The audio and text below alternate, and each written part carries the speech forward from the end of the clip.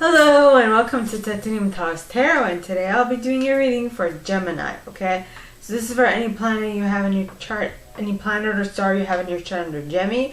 If you do, great. If you don't, great as well. You probably have a message in here for you, so keep an ear out, alright? And if you are a cross-watcher, I welcome you with open arms because heaven knows I was a cross-watcher for many a video myself, so I get you and I got you.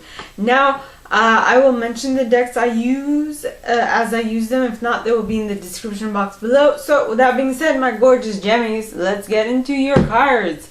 So first deck is the Radleigh Valentine Fairy Tarot deck.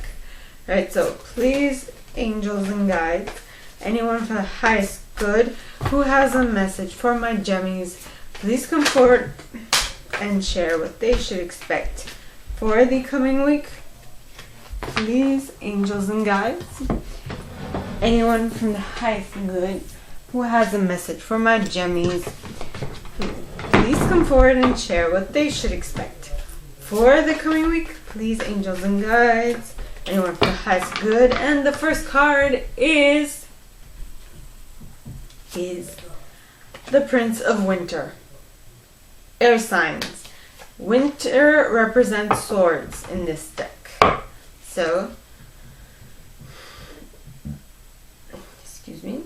So please, angels and guides, anyone for the highest good who has a message for my Gemmies, please come forward and share what they should expect for the coming week. Please, angels and guides, anyone from the highest good who has a message for my Gemmies, please come forward and share. And the next card is the Ten of Winter. Ten of Winter. Ten of Swords. Ending of something difficult. So please, angels and guides, anyone for the highest good who has a message for my Gemmies, please come forward and share what they should expect for the coming week. Please, angels and guides, anyone for the highest good. And you got the Ace of Winter, which is a new idea. Okay. So please, angels and guides, anyone for the highest good who has a message for my Gemmies, please come forward and share what they should expect for the coming week. And you got the Princess of Spring, pointing towards the right. Okay. Very interesting. Now, by the way, I use selenite on my decks to cleanse and purify them. Which cleansing is purifying them, so I'm being redundant. So next is the Brian Froude's Fairy Oracle. Alright, so please, angels and guides, anyone for the highest good who has a message for my Gemmies, please come forward and clarify why the Prince of Winter is here in the upright. Please, angels and guides, anyone from the highest good who has a message for my Gemmies, please come forward and share why the Prince of Winter is here in the upright. Please, angels and guides. And the card you have is He of the Fairy Sword. Número uno. Número dos would be Luathas the Wild. Right? Then you have the Laum. Now, next card is the Ten of Winter, so in the upright. So please, angels and guides, anyone from the highest good who has a message for my Gemmies, please come forward and clarify why the Ten of Winter is here in the upright. Please, angels and guides, anyone from the highest good who has a message for my Gemmies, please come forward and share. And you got Gotcha! Surprise! Followed by Tintin the Sylph at the bottom of the deck, which is followed by Faf the Footer, Faffy as I like to call him.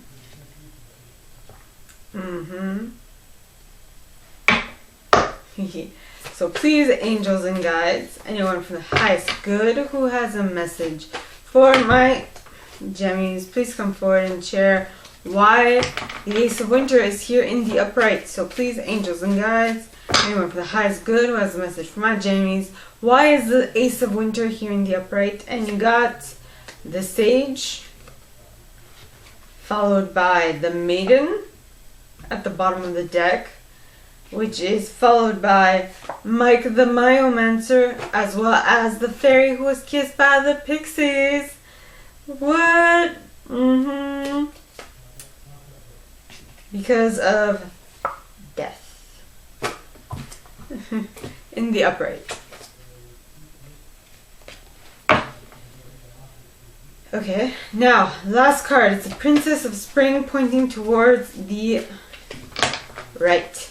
So please, angels and guides, anyone from the highest good who has a message for my Gemmies, please come forward and share why the Princess of Spring is here pointing towards the right.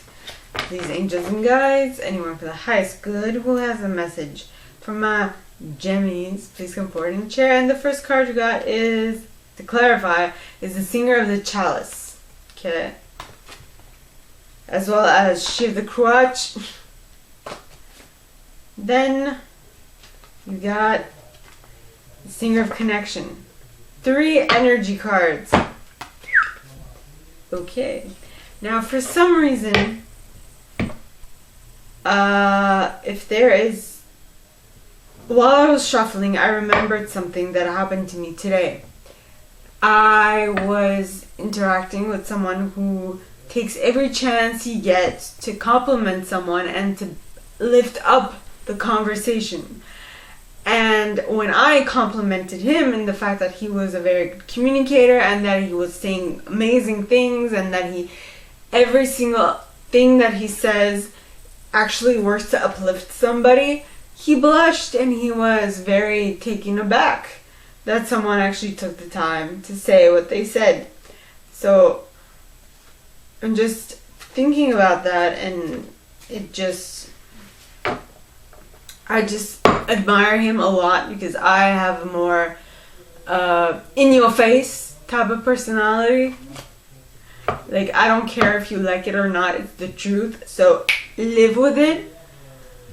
But he has a way of phrasing his sentences that is quite uplifting, and even making someone feel like a part of the conversation, which is amazing.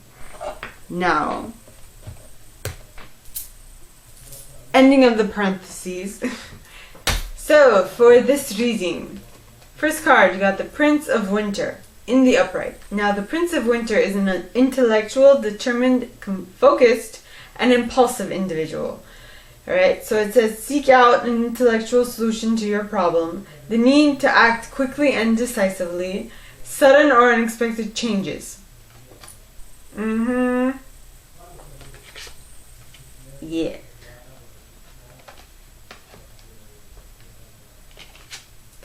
So I don't know why that thing came up to remind, why that comment came up and why that was very significant, but I mean, I'm just saying, yes. Sometimes building people who try to build you up is more important. It's important because they make the other person feel special, because all the other person is doing is make you feel special, but it's not.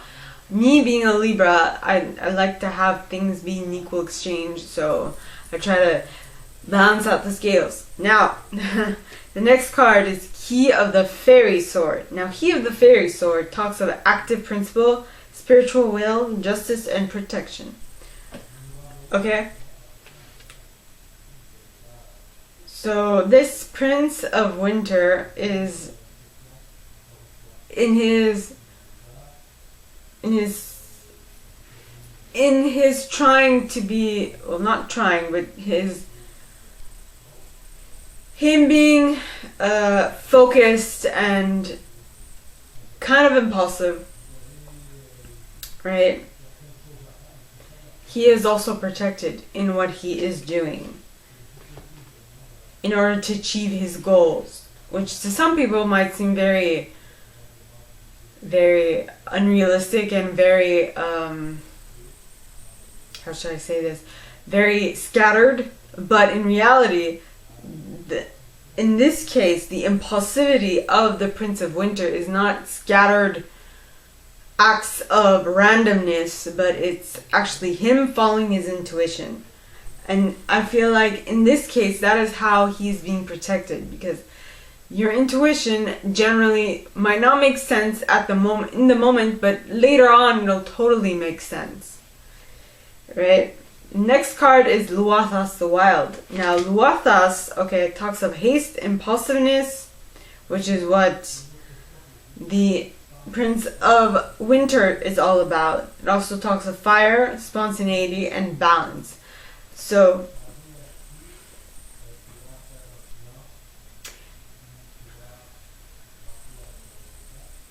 I feel like that is what the Prince of Winter is striving for. Maybe at the beginning of his quest, it might not be as clear, so he might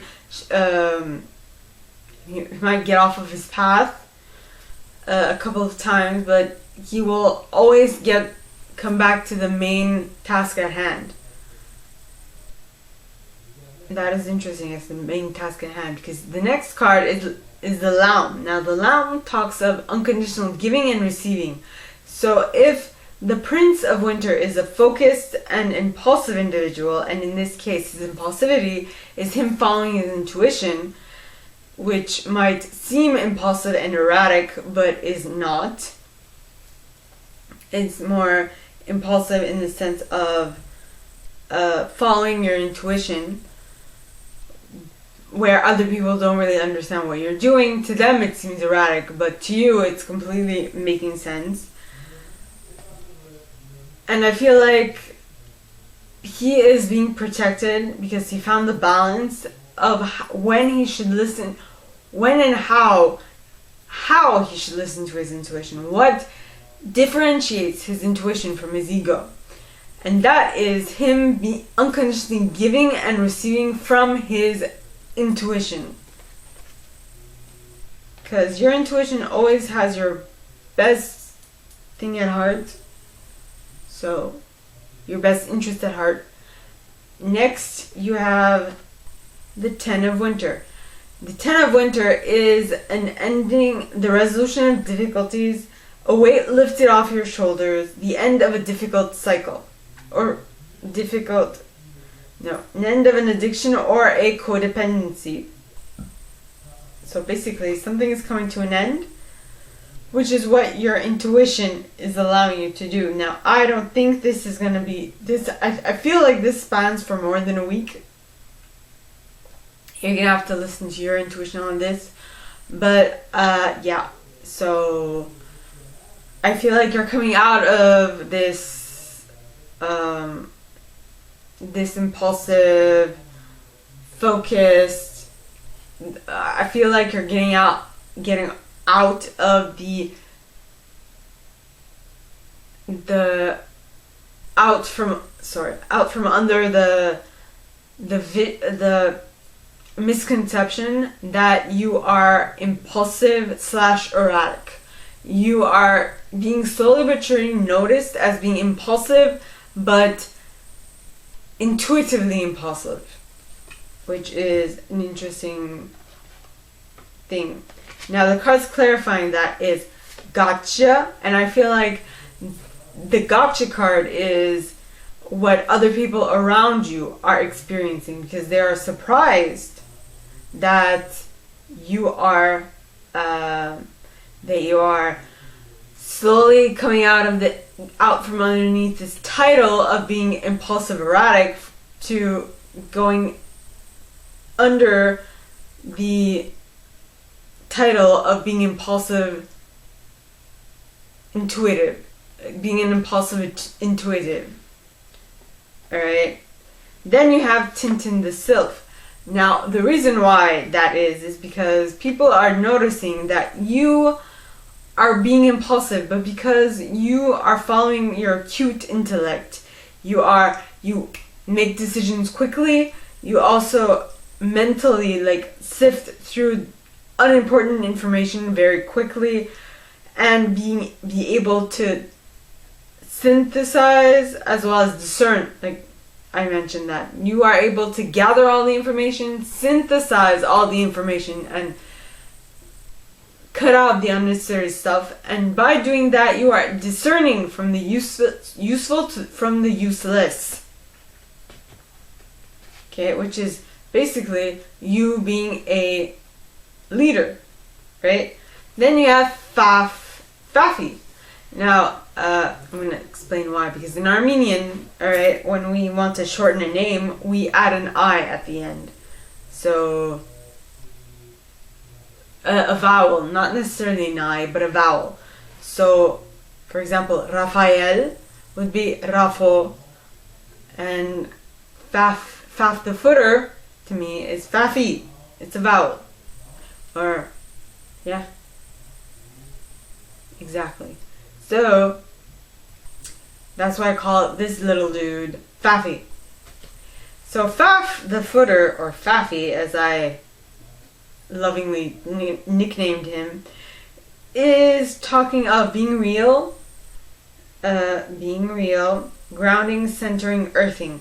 So the best way to ease your way out of this difficulty, okay, is by grounding. Is by staying real, is by making sure that your head does not get too inflated, which is exactly what he told me when I complimented the person who was complimenting me or complimenting someone else. When I said what I said, he's like, well, I mean, if you continue doing that, my head is going to inflate. And I'm like, well, that's what I say about when people compliment me. But take a compliment, you know. So maybe that is what needs to happen for you guys. Take a compliment. I know it has nothing to do with the reading. Well, it kind of does, but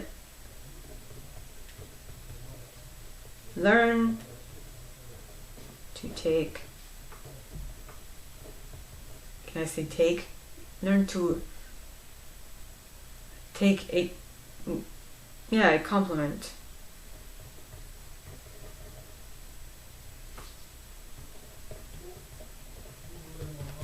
Okay. Graciously.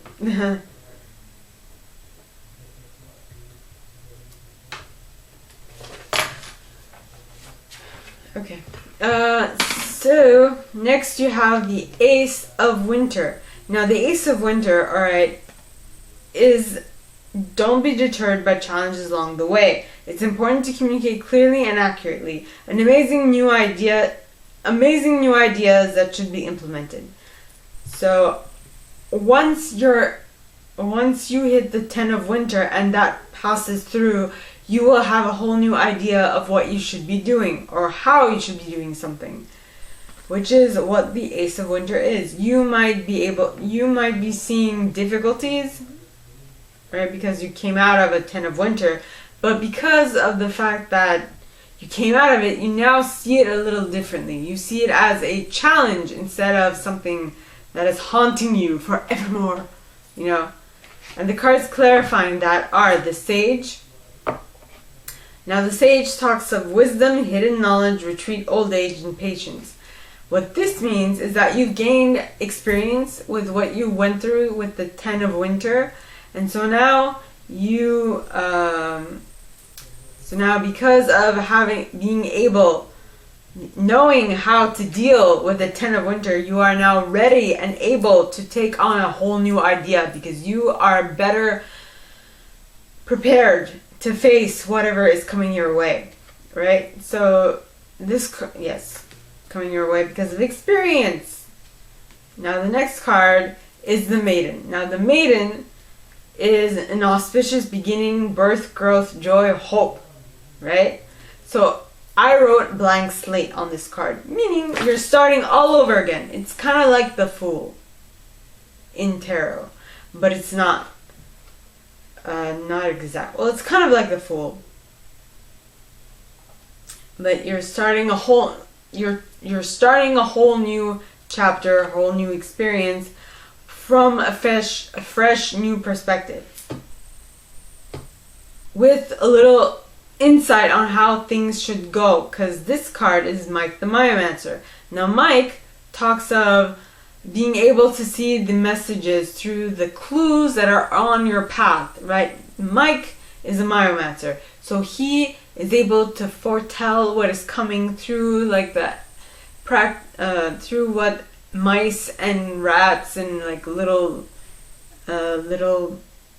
rodents are doing, which means that he is very intuitively connected to details.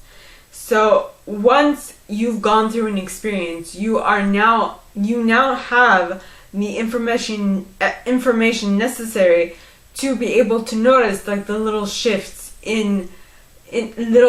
little changes in the situation that you find yourself in, because you have had prior experience. Now, due to that prior experience, you are able to see what is coming your way and what you should be doing to counteract what is happening.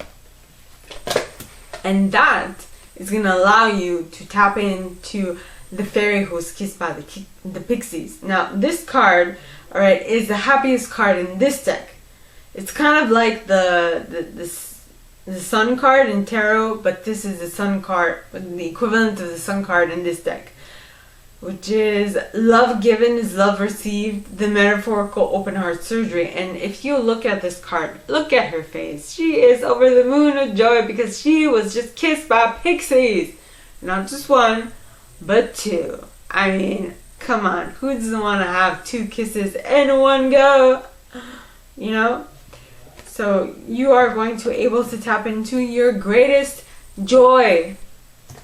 And that will signify an ending of something. Because the death card in this deck talks of natural timely endings, release, liberation from something, like from a ball and chain that kept you from the past. Now I know some people are going to be like, well, that is a relationship. Not necessarily. Some people might say, no, I'm assuming, and you should never assume, but for some reason my first thought came to this, so I'm mentioning it, is that when I say ball and chain, I'm not necessarily talking about a person. It could also be a relationship with an idea, a relationship with a concept, a relationship with an item, and a relationship with a relationship. I don't know. It's something that you are connected to, that you are breaking away from, is what I'm getting. Okay, next, the last card, alright, is the Princess of Spring pointing towards the right. Now, cards pointing towards the right, to me as a reader, mean that they're happening quickly or they're happening in the future if you continue doing what you've been doing up to this point exactly the way you've been doing it. Alright? And this card talks of it's time to go after your dreams. Do something that expands your horizons. Let your creativity take flight. Yay! That was me flapping my arms flat. Yeah, it looked more like, I don't know what it is. But don't worry. Whatever. Now, you being able to tap into the Princess of Spring energy is due to you now trusting the process, you now finding joy in the process, you being patient, being creative, hoping for miracles in regards to this change of this new cycle, because now you have a better understanding of how things should work. So now you can go through with it with hope and optimism. Loyal. Next you have She of the Cruach. Now She of the Cruach talks of the receptive principle, fertility, nurturing. So you are now expectant for miracles to happen. You are happy. You are looking forward to what is coming. Right? And so that is where the nurturing and fertile bit comes into play. Because you are receptive to what is happening around you, and due to that, all the information, all the information that is coming towards you is helping you nourish your joy, your bliss, your happiness, as well as keeping the soil, like keeping your mind fertile for new concepts and new things that you can implement in your daily life. I hope that makes sense. Next, you have Singer of Connection. The Singer of Connection. Okay. Now, the Singer of Connection talks of spiritual connection, karma, balance, empathy.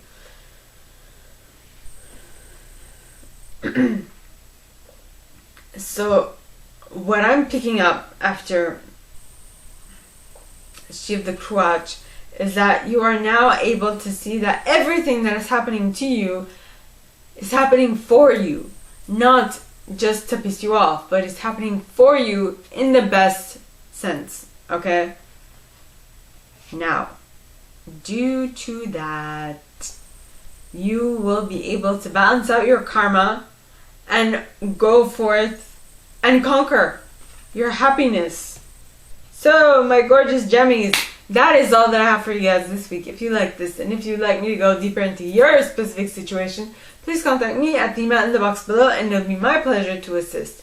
In that same box, you'll find a little description of this video and my price. Now, if you like this video, give it a thumbs up, subscribe to the channel if you haven't already, and click on that notification bell to be notified when I post new stuff, as well as leaving me a comment, because I adore comments. I read them all. I might not answer all of them, but I absolutely read them all. And with that being said, my gorgeous Gemmies, I wish you guys all a very good week, and I'll see you next time, okay? Bye!